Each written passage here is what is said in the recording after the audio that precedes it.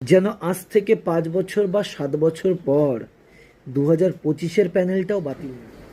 নমস্কার, আজ 30শে মে এসএসসির নতুন বিজ্ঞপ্তি প্রকাশের কথা এবং আজ অর্ধনগ্ন মহামিছিলের কর্মসূচি রাখা হয়েছিল 11টায়, যাকে সম্পূর্ণভাবে স্তব্ধ করার জন্য আমাদের রাজ্য প্রশাসনের যা ভূমিকা সত্যি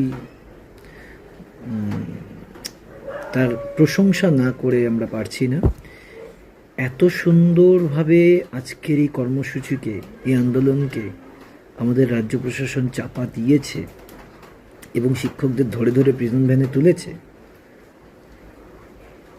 জাস্ট আনবিলিভেবল। তার জন্য একটা হাততালি অবশ্যই হয়।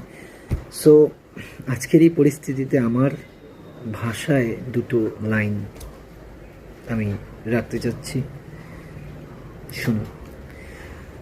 কোথায় গেল গণতন্ত্র, কোথায় গেল সংবিধান, সবই আজ বস্তা চাপা, ডাস্টবিনেতে মাতোয়ান।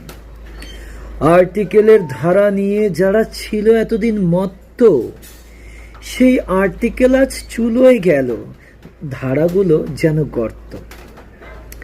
অনেক হলো প্রতিবাদ, অনেক মাতামাতি, যা গেছে তা গেছে চলে, এটাকেই বলে দুর্নীতি।